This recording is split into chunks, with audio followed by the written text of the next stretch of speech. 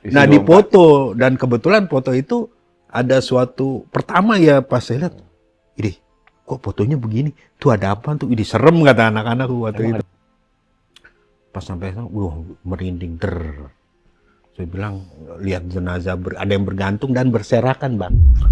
Dan itu belum diketahui, kita identifikasi semua. Pas malam ke-6-nya saya udah nggak tahan, Bang Robi. Kenapa? Karena terdengar suara itu kayak rintihan, mengerang. Itu hari kelima saya di rumah, ya datanglah bapak-bapak yang memberikan petunjuk jasadnya dia.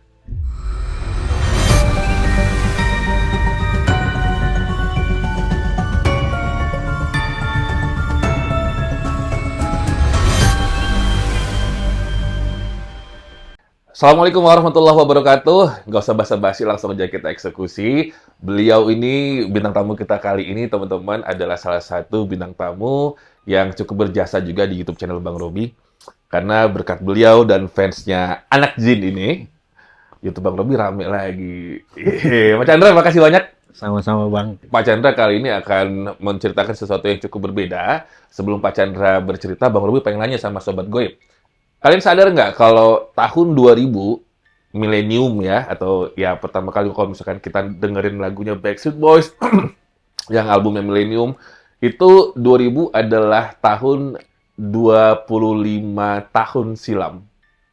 Sadar nggak teman-teman kalau Millennium itu 25 tahun? Nggak kerasa ya? Sementara Pak Chandra tahun 2000 itu sudah menangani 20 jenazah. Identifikasi jenazah, dan ini nggak sekedar jenazah yang mayat yang ditemukan gitu, tapi ini jenazah-jenazah yang tergantung di pohon-pohon, teman-teman. Jadi, kita akan ngebahas tentang tragedi Gunung Sawo. Tahun 2000 ya, Pak ya? Oke. Dimana kalau misalkan teman-teman beberapa bulan ini nonton di Netflix, ada kan ya Pembantaian Dukun Santet. Tuh film tuh yang cukup viral juga. Nah, ini konon katanya sih sebabnya adalah orang-orang yang dibunuh ini diidentifikasi dan juga saya bisa bilang Pak ya, terafiliasi dengan kegiatan ilmu hitam. Seperti itulah ya. Ini aku akan bacakan beberapa beritanya. Puluhan mayat bergelantungan belum ditemukan, teman-teman. Tanggal 24 bulan 11 di tahun 2000, anggota pecinta alam ada yang tersesat nih, gitu ya. Dan mereka yang tersesat ini nggak sengaja dan langsung kaget banget ya, karena mereka melihat puluhan mayat tergantung di pohon. Bayang itu, tergantung di pohon. Dan letaknya sekitar 500 meter doang di bawah lembah Gunung Sawo, Desa Tanggeng. Ini tuh di Provinsi Cianjur ya, Pak? Di Cianjur Di Cianjur. Provinsi Cianjur. Di kota Cianjur ya? Bukan di kotanya, Bang Robi. Jadi setelah saya ke sana, dari pusat kota Cianjur, itu kira-kira 80 atau 90 kilo lagi. Oh, cukup jauh. Dan akhirnya, ini udah nggak jadi misteri, teman-teman, disampaikan ya di beritaliputan6.com bahwa Kepolisian Resor Cianjur menahan 22 orang tersangka pembunuhan sadis tersebut, dan di hadapan polisi mereka mengaku ngebunuh sekitar 45 orang. Motifnya katanya sih dukun santet. Tapi belum tahu itu benar apa enggak dukun santet. Bisa jadi, ya kan itu cuman alibi doang. Cari-cari alasan. Oke, Pak Chandra. Sebagai bagian dari tim forensik waktu itu ya. Bapak tugasnya apa? Dan kalau nggak salah tadi Bapak sempat cerita sebelum kita syuting, ini adalah masih di tahun pertama Bapak bertugas ya? Iya. Oke, ceritain dong Pak kasus ini Pak. Ya, tahun 2000. Tahun 2000 itu saya diangkat bulan April, Bang Robi. Iya. Nah, kejadian ini kalau nggak salah akhir-akhir tahun ya, November ya kalau nggak salah ya. Kita waktu itu pas masuk ngumpul biasa kan ngopi. Setelah itu dipanggil sama dokter. Kami berempat nih, saya sebutin dulu ya. Rudi paling tua tuh, Pian, Mugi, dan saya. Saya paling muda tuh. Paling muda, paling hitam, paling kecil. Usia Bapak berapa sih waktu itu Pak? 20-an lebih lah. Udah jadi anak jin tuh ya? Belum sebutan itu belum. Belum. Oke, lanjut. Nah, setelah itu dokter bilang, guru saya juga kan yang narik saya, pernah saya cerita juga di sini. Dia bilang, kalian akan bertugas di Cianjur, di Gunung Sawo. Wah, kita kan namanya gunung kan dulu, apalagi kan si muda. Wah, ini gunung nih, kita liburan ke sana gitu. Wah, liburan kita di sana. emang ada kasus apa dok? Kalian pulang dulu, prepare, bawa kira-kira buat 10 hari. Lama juga Iya. ya planningnya ya Pak. Iya, bawa pakaian apa semua itu buat 10 hari. Akhirnya kita pulang lah. Gitu kan dekat saya dari Tanabang ke Matraman kan dekat kan. Udah saya pulang, kami kumpul lagi. Baru di situ jelaskan bahwa ditemukan 22 jenazah tergantung di pohon. Dan itu adanya di Gunung Sawo. Pemikiran saya Gunung Sawo tuh gunung gitu kan. Pikiran kita, wah ini gunung. Pasti di atas gunung, kita naik loh, capek nih. Nah setelah itu saya bilang, kita bisa nggak ya? Rudi bilang, kita coba aja. Kalian belajar, kata dokter di sana. Komunikasi sama saya. Kebetulan dokter juga lagi ada kasus, megang satu kasus. Bang, jadi nggak bisa ke sana. Ikutan. Iya. Setelah itu datanglah aparat yang menjemput kami. Dan aparat itu diem bang, bengong. Dok ini bener yang diutus. Dokter cuma bilang begini. Kalau kalian percaya sama saya, percaya juga dengan tim saya. Oh, jadi Bapak sempat di underestimate. Iya. Diremehkan awalnya tim Ya, Bapak. biasalah kita masih muda-muda Masih muda, waktu itu iya. kan. Lagian kan profesi kayak saya, orang jarang mau Iya. di sana. Akhirnya saya datang tuh sampai ke Desa Tanggeng. Kecamatan, dia sih satu lagi kecamatan saya lupa, dia berada korban itu di 2 kecamatan. Kecamatan Tanggeng, satu lagi apa tuh saya lupa. Nah, setelah sampai di sana, saya belum ke TKP kan. Di sana saya ngopi, ngobrol, dan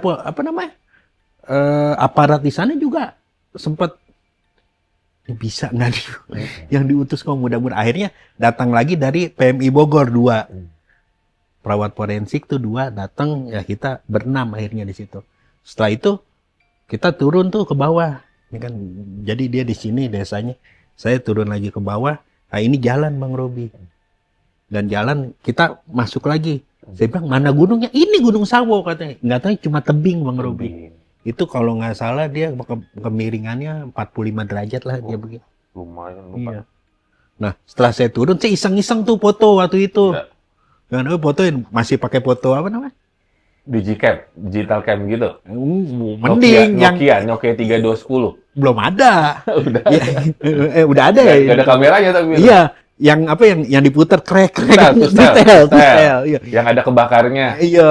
Isi Nah, 24. dipoto dan kebetulan foto itu ada suatu pertama ya pas saya lihat, ini kok fotonya begini? Tuh ada apa tuh? Ini serem kata anak-anakku waktu Emang itu. ada apa Pak di foto? Nih, waktu itu foto itu saya foto lagi kan gitu kan. Dari foto album foto itu masih ada tuh pas pertama saya ke sana. Nah, pas ke TKP itu baru saya merinding, Bang. Itu saya sampai pada waktu itu jam 5-an sore. Pas sampai sana, merinding der. Saya bilang lihat jenazah ada yang bergantung dan berserakan, Bang. Dan itu belum diketahui siapa-siapanya, itu belum diketahui. Karena belum diidentifikasi, kita baru datang. Nah, setelah datang, jadi ini saya agak turun 100 meteran lah. Saya turun, di situ ada yang landai, situ dibikin camp tuh. Kita di situ sama tim SAR, saya, terus sama aparat, semua banyak lah yang yang masyarakat juga yang ngebantu situ. Dan ternyata ada 2 jenazah yang pakaiannya masih lengkap, Bang. Yang lainnya enggak? Wah, ada yang nggak ada pakaiannya, terus ada celananya aja, terus bener-bener telanjang. Akhirnya saya bilang, saya kerja besok pagi aja ya. Saya bilang, masa sih? Udah mau maghrib kan Pak? Udah mau maghrib. Setelah itu mereka memaksa gitu. Coba gitu. Ya udah. Jadi di situ warga menyetor dulu ciri-ciri spesifik korban. Siapa yang kehilangan anggota keluarganya, dia melapor dulu ke posko yang di atas. Bukan yang di bawah. Nah, di atas ini baru limpahkan ke kami. Akhirnya kami identifikasi ciri-cirinya, kami laporan ke atas. Akhirnya ada keluarga 2 itu yang mengenali. Dan ternyata keluarga itu dia bilang turun ke bawah dan ternyata dia, Pak, tolong sempurnakan aja di sini. Ada nggak yang bisa untuk merapikan? Kayak kalau mereka kan di sana mayoritas Muslim, dia minta dipocongin. Jadi di sana tinggal disolatkan, dimakamkan. Saya bilang, kita bilang nih, kita nggak bawa perlengkapan jenazah. Terus ada orang PMI bilang gini, Kang, di PMI banyak kain kafan. Ya udah, mintalah perlengkapan jenazah berapa? Ya ini ada berapa? Saya bilang 22, kirim 25 lah. Akhirnya dikirim lah itu. Saya nungguin dulu. Itu jenazah masih di samping tenda tuh. Malam itu juga kan belum dirapihkan kan. Keadaannya gimana sih Pak? Terkoyak kah tuh? Udah jadi kerangka Bang Robi. Udah jadi kerangka? Udah jadi kerangka. Hah? Itu udah jadi kerangka Berarti semua. udah berbulan-bulan dong itu? Setahunan. Hah? Setahunan. Jadi kalau gitu ini kejadian tahun 98-an, 99? 98, 99. Dan kejadian pertama dukun santet di Bantai itu adalah di Banyuwangi, lalu merembet. Di Banyuwangi kalau nggak salah tahun 98 mau ke 99. Oh, I see. Dan kebanyakan warga Cianjur yang zaman now itu dibilang Gunung Sawo pembuangan mayat itu adalah mitos, padahal benar. Padahal benar. Setelah itu udahlah, besoknya kami rapikan, terus dibawa sama keluarga. Nah, kami identifikasi lagi. Tentunya kita tanya kan. Yang pertama saya tanyakan giginya pernah tanggal nggak, tanggalnya di mana. Itu kan gigi kan utuh ya.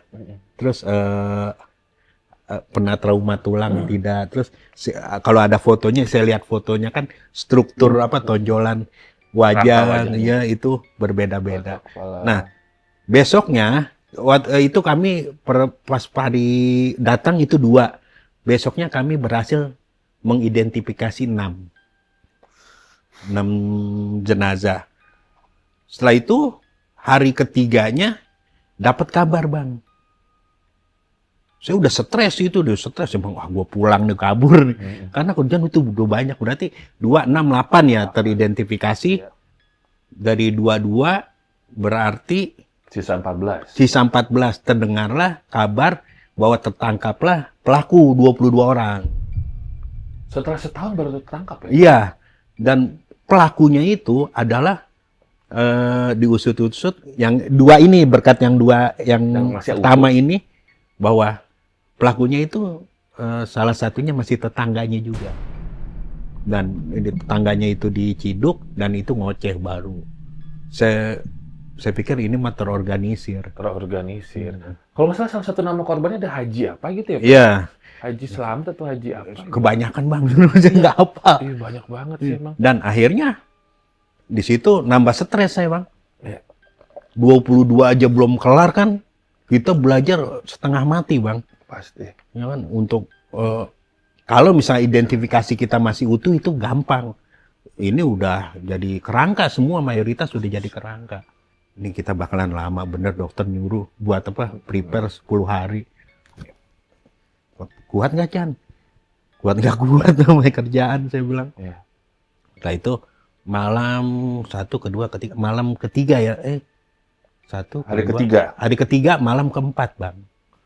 Itu malam keempat. Jadi saya bilang, saya urutin lagi, Rudi, Muji, Pian, saya itu paling muda tuh yang 2 terakhir, tapi saya paling muda. Jadi kan ini tebing, ini camp, dia ada landai lagi ke sana, itu jurang lagi tuh Bang. Lagi ngerokok.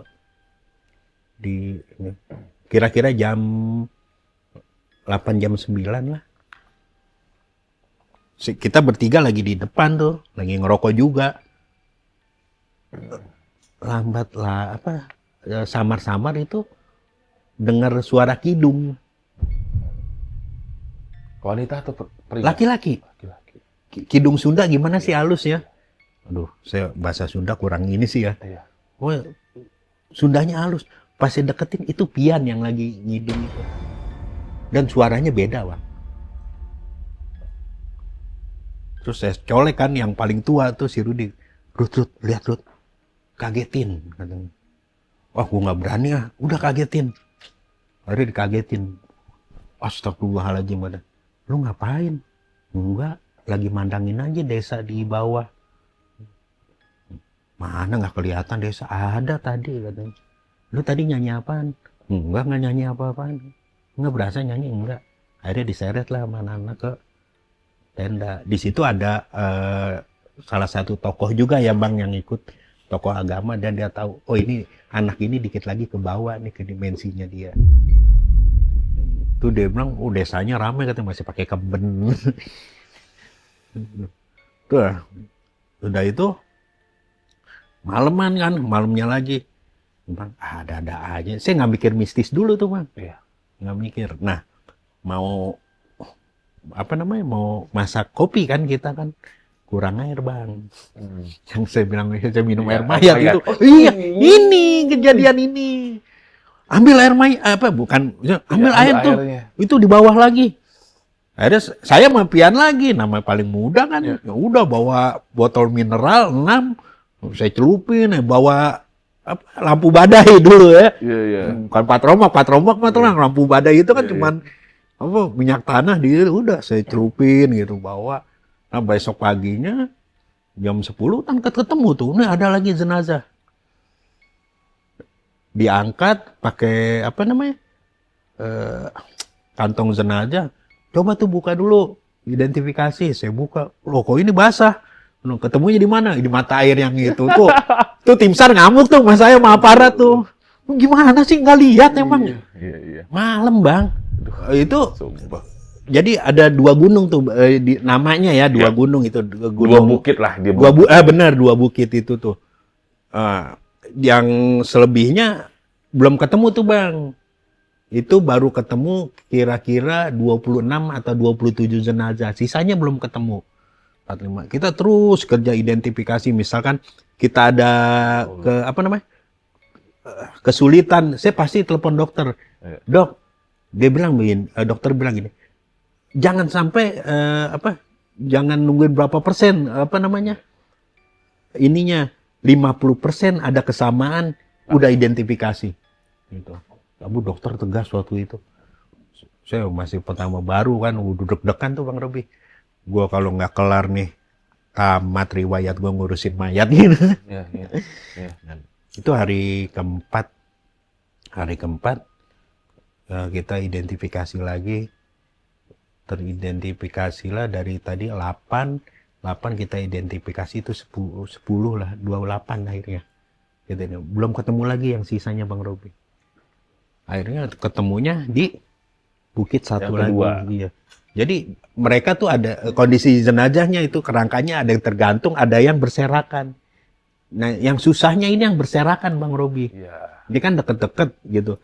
Gabungan-gabungannya. Iya, kita kayak main puzzle kan. Puzzle. Ya kan, ini kita kan tahu kan struktur, kita pelajari juga struktur kerangka manusia kan. Udah kita satukan. Nah, malamnya Bang Robi, malam kelima. Itu biasa kan. Kita biasa sebat terus kan sambil ngopi, sekelebat yang saya ngambil air mayat. Itu turun lagi, itu ada bapak-bapak, kakek-kakek lah, pakai sarung selempang kotak-kotak, celananya pangsi hitam. Dia jalan, Nyeker. nggak tahu nyekernya, kan dari atas saya, jalan, terus ke kanan hilang Bang Robi, masuk ke itu hilang. Saya colek kan, karena saya masih muda, mafian. Yan, lu ngelihat nggak kakek-kakek? Wah, lu mah halu lu katanya. Halu gimana? Jangan bikin macem-macem di sini. Mana ada kakek-kakek jam segini di hutan. Gue ngelihat Yan. Udah jangan macam kata yang 2 gitu. Udah tidur kalau nih nggak usah ngerokok dulu. Tidurlah saya. Terus pagi-pagi masih penasaran. Karena saya paling muda, mafian. Saya bilang, Yan temenin gue Yan, gue penasaran. Kayaknya ada sesuatu gitu kan. Ada dengan kesel gitu. Udah gue temenin. Turunlah kita ke bawah. Terus ngikutin jalur itu Bang. Cuman kita kayak pas dari mata air terus ke bawah lagi kayak buka jalur Bang. Kayak belum pernah kayak di di Jakarta dilewati. Iya. Tapi semalam tuh Bapak itu kok kayak lancar bener jalannya. Iya, Bapak itu lancar. Kayak nggak ada hambatan. Bekasnya nggak ada Bang. Nah setelah sini, akhirnya saya ikutin. Nah ke kanan jarak 50 meter itu ada Bang kerangka Bang. Dan kerangka itu pakai sarungnya sama ininya. Saya bilang begini, Yan, lu ke atas bilang sama tim ditemukan kerangka apa namanya apa namanya ciri-cirinya Ciri-cirinya. seperti ini. Akhirnya pian ke sana dan ternyata ada 3 tim SAR bawa kantong jenazah dan 2 warga bang ikut. Dan ternyata itu keluarganya almarhum. Dan dia bilang begini sama saya, bapak saya bukan dukun santet, tapi guru ngaji anak kecil. Wah di situ saya agak sedih ya. Saya ceritakan semalam saya menemukannya begini. Dan ternyata bapaknya itu memang setiap malam itu jalan tuh bang. Dari rumahnya ke masjid cuman buat tahajud. Makanya bapaknya tuh malam sering jalan. Nah, ini juga katanya apa namanya? Mungkin bukan arwahnya, jin korinnya kali dia jalan menunjukkan saatnya.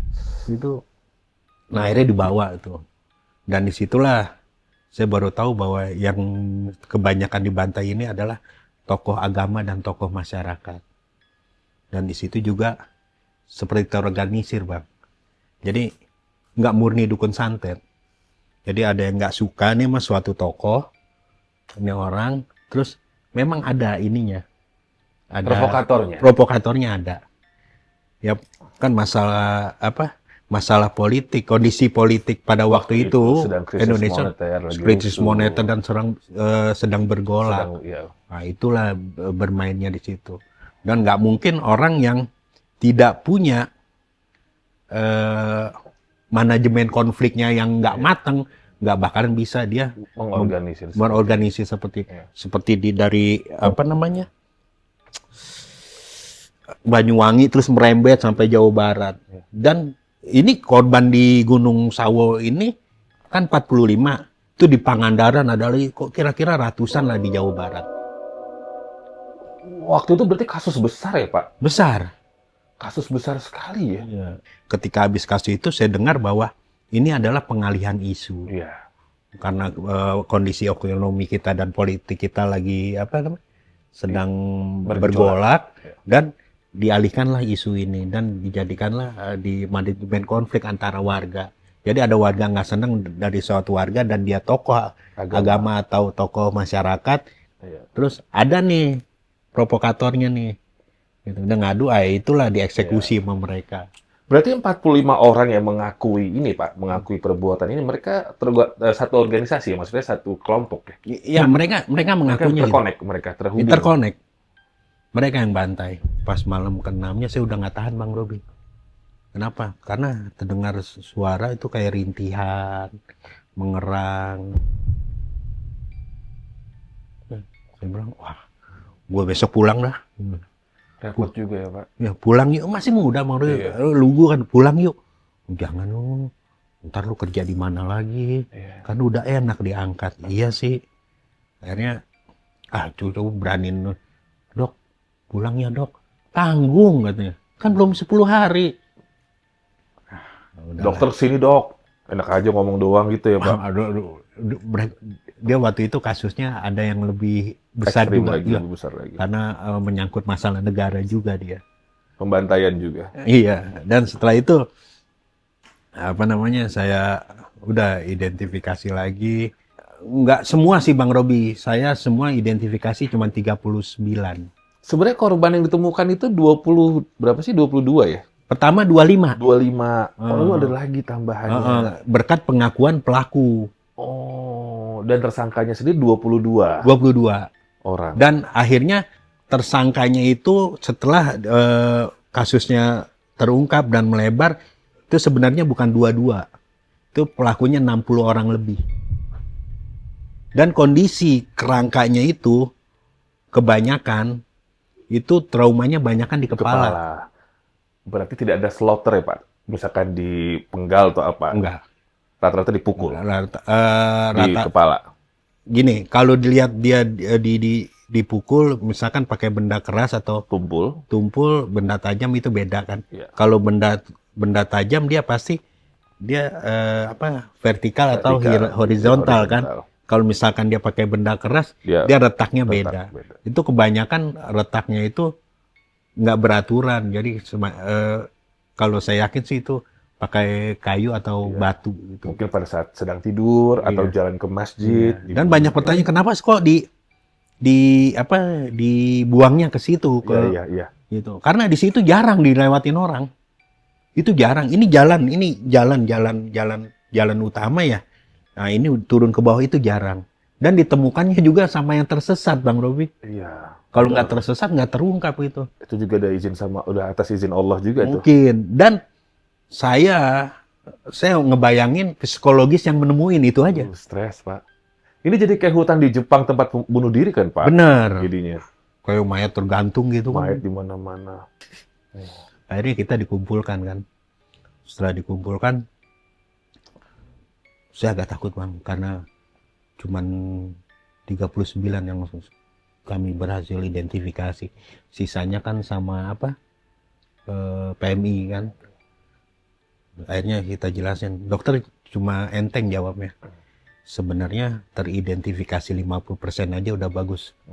Itu baru plong saya, alhamdulillah. Kalau Bapak anak baru ya? Baru. Takutnya kalau nggak nyampai kesempurnaan, Bapak kena SP ini.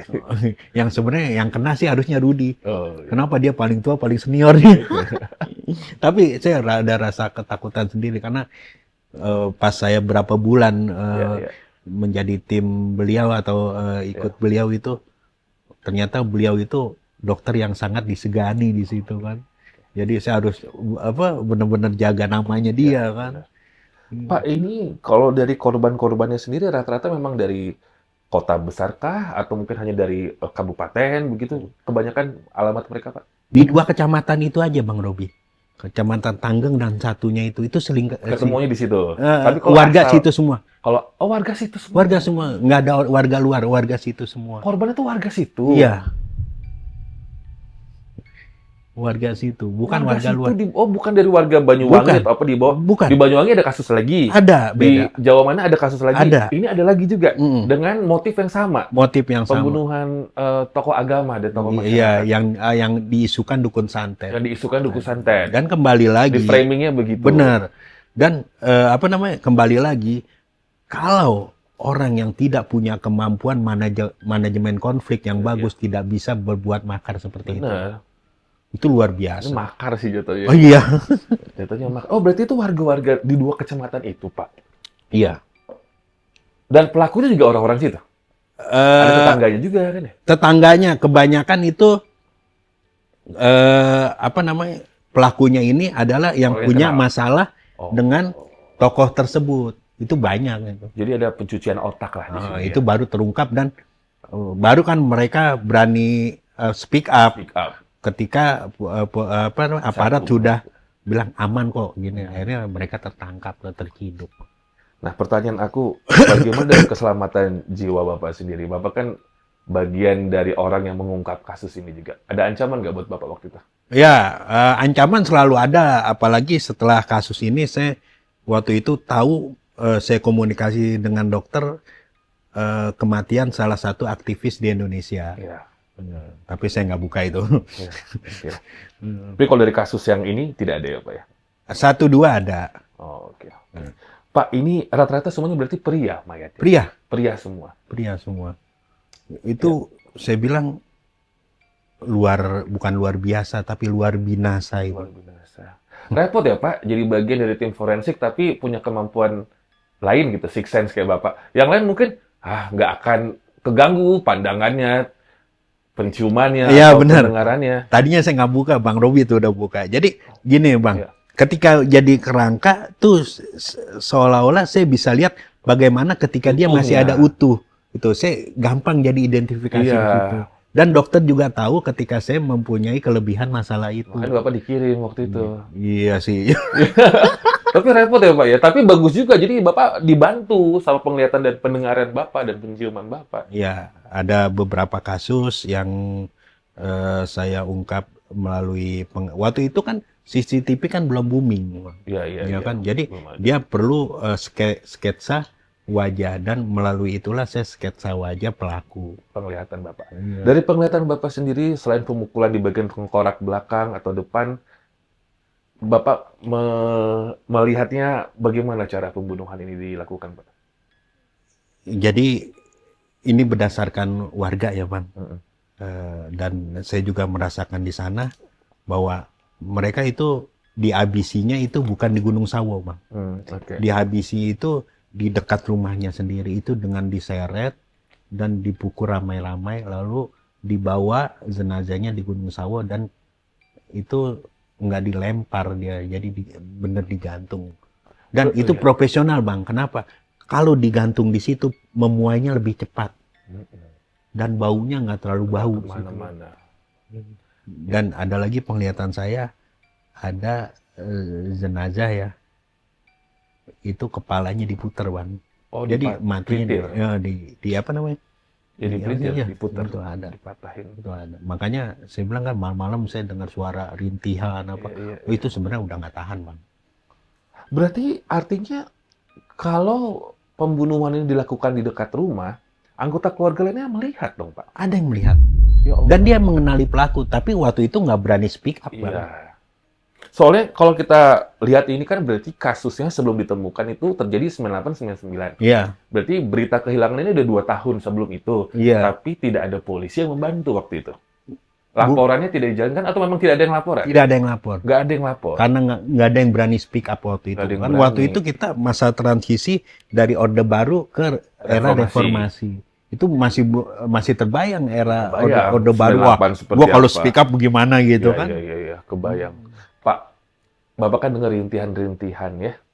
Selain itu Bapak melihat apa lagi Pak pada saat 10 hari bertugas di sana? Pengalaman-pengalaman Ya, mistisnya. Pengalaman ya namanya di tempat gituan itu saya bilang jin-jin itu adalah makanan utamanya sumsum Sumsum. manusia sarinya itu bisa itu banyak Bang penampakan. Tapi untuk saya tidak menguatkan mereka orang saya nggak bakalan buka di situ ya kayak semacam jin-jin yang nggak bertanggung jawab untuk menakut-nakuti kita tuh banyak. Ya. Bentuk jin itu kan macam-macam Bang. Terserah dia mau apa? Dia mau menjelma seperti apa itu. Terserah dia. Tapi sayang banget ya keluarga yang ditinggalkan. Mungkin kalau ada Handai tahu ada keluarga yang menjadi korban juga ya Pak ya. Kita turut berduka cita walaupun juga ini sudah 25 tahun yang lalu tapi Iya. saya rasa trauma, ketakutan masih terasa sampai sekarang, rasa kehilangan itu. Dan memang nggak mudah untuk melepas orang yang kita cintai, apalagi ini adalah orang yang menjadi korban dari hoax, Iya. korban dari fitnah begitu Pak ya. Bagi saya tragedi di tahun milenial Iya. ya itu. Tragedi terbesar. Dari 45 ada yang berkomunikasi sama Bapak setelahnya? Ada. Boleh diceritain? Ya, pas saya pulang ya, itu hari kelima saya di rumah, ya datanglah bapak-bapak yang memberikan petunjuk jasadnya dia. Dia bilang, terima kasih. Gimana situasinya Pak beliau mengucapkan terima kasih? Beliau itu utuh, datangnya utuh. Ya, waktu itu saya lagi di ruang tamu kan. Dia bilang, terima kasih katanya. Dia bilang, mohon maaf kalau mengagetkan kawan-kawan. Saya bilang, oh enggak, cuma saya yang lihat. Ya, intinya dia mengucapkan terima kasih Bang, bahwa jasadnya ditemukan. Ya. Tapi saya sempat netesin air mata ya di situ karena keluarganya bilang bahwa bapak saya bukan dukun santet tapi guru ngaji anak-anak kecil. Sebenarnya korban-korban, baik itu pembunuhan, penjagalan, atau korban tabrak lari gitu Pak. Bapak kan selain tim forensik, Bapak juga bisa melihat dan merasakan kehadiran mereka. Apa betul Pak, kalau arwah yang menjadi korban seperti ini rata-rata gentayangan? Minimal ya jin korinnya lah. Iya. Wayas alunaka aniruh. Kulli ruhi min amri robbi. Jadi, hai Muhammad, ketika ada yang bertanya soal ruh, katakan, ruh itu urusanku, kata Allah. Kamu hanya diberi ilmu sedikit. Jadi, sungguh miris, Bang. Ketika ada korban kecelakaan, ada korban pembunuhan, terus ada korban, misalkan dia meninggal, melahirkan, terus akan menjadi kuntilanak. Ya. Itu miris, Bang. Kita menfitnah dia. Benar. Dan saya lebih setuju dengan kata-kata Abang yang terakhir. bahwa Korin yang tertinggal, dia yang tidak terima. Karena kita semasa ketika kita dilahirkan sampai kita besar sekarang, Korin kita selalu dekat sama kita. Korin itu awalnya apa? Mirroring kita kan, Pak. Iya. Dan Korin itu dari bahasa Arab. Masdarnya atau kata dasarnya akrob atau akrab. Itu benar-benar sama kita. Dia yang nggak terima, Bang. Iya. Kasian sebenarnya sih. Jadi ya Korinnya itu yang nggak terima. Kalau ya kok udah nggak ada nih sahabat gua gitu ya. Iya. Intinya gitu kan. Teman akrab gua Iya. kayak saya akrab sama Bang Robi ketika Bang Robi ada apa-apa saya kan Iya. Jadi bestinya. bestie. benar. Bestinya yang merasa ditinggal gitu. Oke teman-teman, kesimpulannya sih kayaknya dari obrolan ini semua, pertama tadi ya, yang namanya wilayah, itu bagaimanapun kan milik Allah ya. Alangkah baiknya kita manusia ini mengotori dengan sampah plastik seperti ini, ya sebisa mungkin jangan, karena Allah nggak suka. Pasti kita kena juga dampak buruknya Pak ya, misalkan itu bisa dari banjir, atau air yang nggak bersih yang bisa kita konsumsi. Apalagi kita menodai karya ciptaan Allah ini dengan membuang jasad, teman-teman. Bisa dibayangkan itu efek buruknya seperti apa. Ya, membunuh orang, bahkan puluhan jumlahnya, karena kemakan hoax, kemakan penyakit hati, itu aku yakin dosanya sangat luar biasa. Dan sekali lagi Bang, sebelum ditutup, saya mengucapkan terima kasih kepada warga Desa Tanggeng dan Desa Tanggeng dan sekitarnya di Kecamatan Tanggeng, dan pada waktu itu sambutannya luar biasa kepada kami. Ya, dan pasti kita juga terus berduka ya Pak ya, Iya. karena dari 2 kecamatan itu ya Pak ya, korbannya ya. Mau sih saya ke sana lagi. Saya mau juga Pak. Iya, boleh nanti kita telusur ke sana. Saya mau sih ke Gunung Sawonya. Tapi nggak berani. Gue baru kali ini takut ke sebuah gunung. Aduh. Tapi kalau misalnya kamu punya pengalaman melintasi, atau mungkin main, atau mungkin buat konten di Gunung Sawo tersebut, tulis komentar di bawah. Nanti kita coba bacain cerita kamu ya. Pak Chandra, makasih banyak. Sama-sama, Selalu Bang. support YouTube Abang. Dan fansnya Pak Chandra juga, anak Jin. Terima kasih banyak. Kita pamitan. Assalamualaikum warahmatullahi wabarakatuh.